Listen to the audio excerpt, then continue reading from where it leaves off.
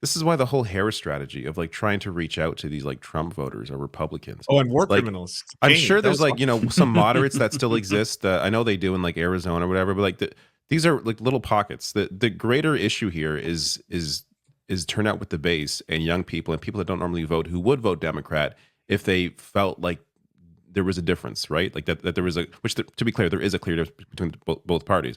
But like the campaigning, like embracing Dick Cheney, who nobody likes. I don't know what this is. Republicans don't like Dick Cheney. I don't know what this is supposed to do. Like, who's impressed? Who's moved by embracing Dick Cheney? It's one thing for him to do the endorsement. You can't control that. It's another to bring it up at a rally and like and. She thanked him. She thanked him for his service. Yeah, exactly. Thanking him for his service. Like that is another level that you really don't have to do. It's not benefiting you. Yeah, it's not. I mean, exactly. Yeah. The one Dick Cheney supporter left in the country, John Bolton, who said he was going to write in Dick Cheney. He's not even persuaded by Harris doing that event with Liz Cheney. He was asked about this on CNN, and he was like, I don't know if I'm gonna, because they asked him, I'm paraphrasing because it's been a while since I watched the clip, but they asked him, well, since Dick Cheney has endorsed Kamala Harris, are you going to vote for Kamala Harris now? And his response was, I don't know. So he's not even persuaded. The one person in the country that is supposed to appeal to. So it kind of goes to show you that I think that this strategy is futile. It doesn't make any sense. As David said, you have to get out the vote. Mobilize people, get them excited. Notice how there's no more energy. We're not seeing any memes or shit posting or Brad posting, even though everybody kind of agrees that that's cringe now. The first few weeks of the campaign was like really solid, and she was continued to grow in support. And as soon as she started to take the opinion of, I guess, these Biden advisors who joined her campaign, shit just turned. Like it's just, at best she's stagnated, but I've seen other polling showing she's dropped a bit in these swing states. So she's losing in Michigan now on average. Yeah. Really, really frustrating. It's so many unforced errors. The clip of her on The View where she said she can't think of anything that she would do different from Biden, that's apparently going to be cut up into an ad from the Trump people. There's an Axios article about that. Or they have an interview where she said that she'd appoint a Republican to her cabinet. And that was eventually her answer to that question. She came back later to answer that question. Actually, there is a difference. I'm more of a piece of shit. Like, what? It's so mind-boggling. And one, I don't remember the name of the advisor. He told them to stop using weird and stop saying we're not going back, and then they stopped, which doesn't make sense because we're not going back is a phenomenal slogan. It is so good. It's one of those slogans like Make America Great Again, where you can kind of insert your own thinking into it. We're not going back to the days, pre-Roe, or we're not going back to climate denial, whatever, or democracy. Like, you can insert your own thing. What is the has thinking? Different meanings. What is the thinking behind changing a campaign strategy that's working? Like, that's what I don't understand. Why change up what was not broken? What's Maybe the purpose? Trying to gain more ground and not realizing it was going to erode so much other stuff in the process, right? Like, why else do you do a lot of those plays? It's just Republicans are going to vote for Republicans, 3 out of 4 times. You're going to get people who are like, John McCain voters who are going to vote for you. But you risk losing so much energy. I mean, not risk, you already have lost so much energy that you had because of this turn to campaigning right. It's just, it's made this race closer than it should be.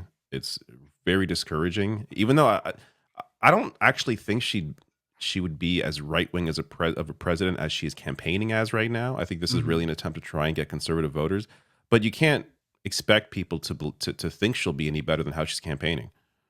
Right. Yeah, it's frustrating. The good news is that at least she's being advised by Hillary Clinton on how to defeat Donald Trump. So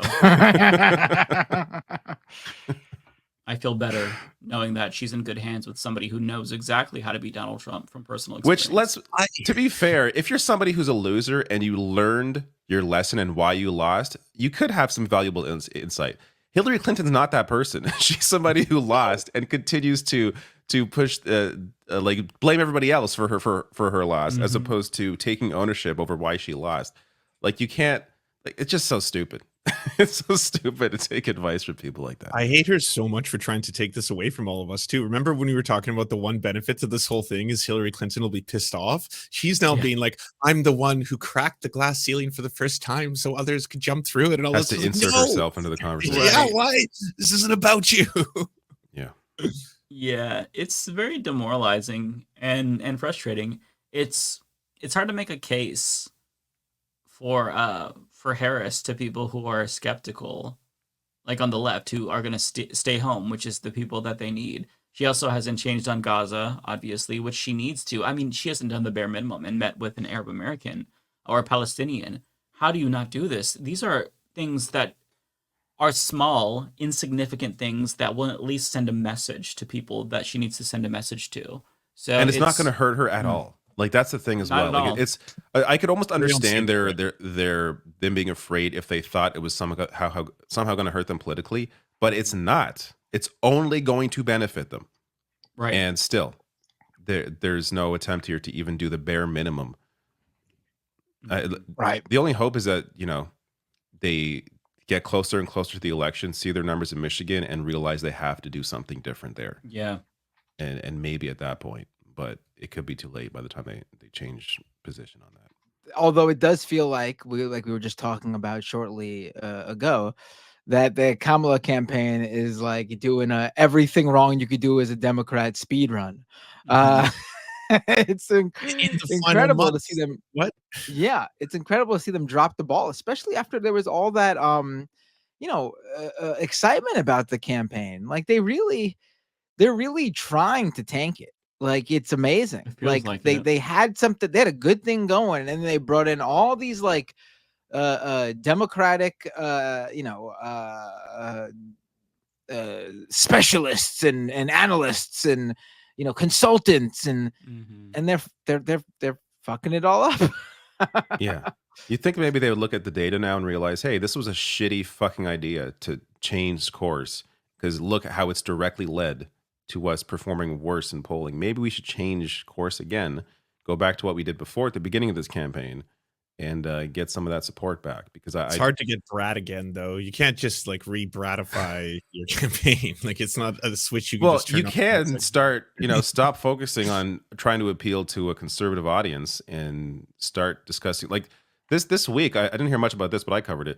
This week, Harris announced that they're going to expand into long-term care, expand Medicare into long-term home care, which is a really good part. Like sure, it's not Medicare for all, but it's an expansion of Medicare. That is a great idea. That is a thing that you should be definitely campaigning on, and it's lost in a lot of the noise that's happening. But like do more of that and discuss things like that a little more, because especially one of the I guess when it comes to polling comparisons between Biden and Harris, Biden does better with seniors than Harris is doing. That's one that you would think they really want to hammer on, because that kind of policy is going to appeal more to the base that she, I guess, has lost a bit to Biden. But stuff like that, like, expanding social programs that are already very popular, like Medicare, is clearly great. And compared to what, and they should do the contrast to what Trump did, where he tried to cut or discuss. I think it was in every single one of his budgets were cuts to Medicare, and actually specifically on long-term care. So like bring that up in these discussions as well, which wasn't like in her announcement. She was on The View talking about this. She didn't bring that up. Like, how do you not bring up that Trump tried to cut support to long-term care? Like that has to be an obvious thing. David, she had a lot to talk about on The View, like how her presidency will be exactly like Biden's presidency, because they are on the same exact page and differ in no way, shape, or form. Where do you think you have the time? How do they to talk not about prep for anything that else? question? Like you don't like that. You think that's like the first question you want to have a proper answer for? It's Nothing. But she said the the- same thing on Colbert the same night or the night after, did she not? Was it Colbert or Well, Jimmy Kimmel? I didn't watch that. Well, maybe appearance, she but I thought she was wouldn't on be the surprised. old Colbert show and she had to pretend to be a Republican. But I mean, it is incredible that literally the only fucking reason she is there is because people wanted someone other than Biden. And she And was leading in you that stat sti- as well. Yes, and then you would go out there and be like, I am going to be exactly like Joe Biden. I am Joe Biden in woman form.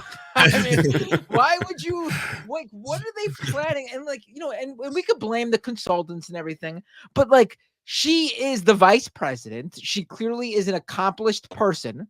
For a man or a woman, I'm not even gonna say an accomplished woman. She's like an accomplished person. She's clearly very smart and intelligent. How does she not, like, take the reins there and say, hey, maybe I shouldn't compare myself to being exactly like Joe Biden? Maybe I could be like, you know, I agree with a lot of things Biden did, but, you know, as his vice president, you know, my job was to push back in some areas and present some, like, alternative ideas in areas where we did disagree a little bit. That's how the presidency, the president and vice president partnership works, and that's what I expect from my vice president, Tim Walz. I mean, literally, fucking tag me in, Kamala. I'll answer the question for you. For God's sake. And mention, like, your background and how you're different in that way, and you have different experiences in life, so that leads to how you're going to perceive things differently. Right. Like, to just at the very, like, even if you don't want to be specific about policy because you're still the vice president and you're still in his administration, I get some of that, but at the very least, differ yourself as a like, from character, like who you are as a person. You are a different person than him. Obviously, make that clear that you are not him at the very least. But no, I can't really think of anything, actually. Oh, never mind. I can. I'll add a piece of shit Republican to my administration. The very part that I've been bitching about the entire time, for good reason. But I will add one of them to my administration, and that's going to be the difference. Like, it's just so stupid. Worse than him. And she can't feign ignorance, by the way, because they literally poll tested this, and they found out that Harris had the most amount of support when she said that she is not Joe Biden. But anytime she compared herself to Joe Biden, her support went down. So mean, she does better. Based on those polls, she should literally be out there. She doesn't have to talk about policy. She should literally be out there and just be like, hey, everyone, fuck Joe Biden. Yeah! Let's go, Brandon. She would get. I guarantee you, if she that's not going to happen, but I guarantee her support will go up if she did that. Yeah. Sorry, David, I was talking all over you. What were you saying? No, I'm just saying, obviously she would never do that, but if, like, in this weird world, if she did something like that, for sure her support would go up. If she really, like, removed herself from the administration in a way like you know, through her campaign, and just separated herself and was like, there's a lot that I disagree with him on. I think this should be done like that, and just really go full force in the proper direction into, you know, more help for people, and just make it clear that you are not him, of her support would skyrocket. Like, you see this, literally. There's polling showing her, at least this is how it was before, where people liked the fact that she wasn't, that she was the change candidate. Not Biden, but like there was I forget what poll it was, but the question was who's going to bring more change, and Kamala Harris has been winning that poll, and now you could tell that's going to drop a little bit at the very least, because you continue to attach yourself to him when you don't need to. People want change. So if you're just going to claim that you're him, then you're back to the race it was before, where it was Biden and Trump, and the race tightens. Like, the race is almost back to where it was when Biden was still the candidate. Like, it's tightened to a point where she's almost lost all the support she's grown by not being him.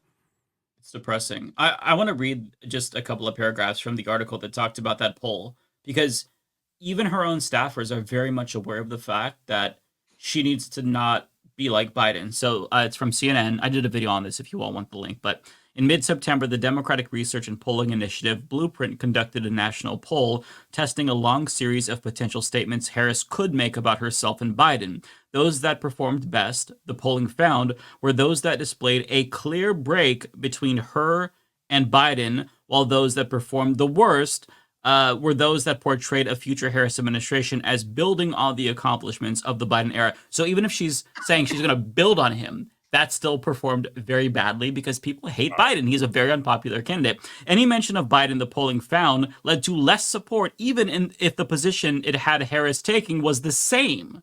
So They hate Biden so much that if she takes the same position as him, that alone is a turnoff.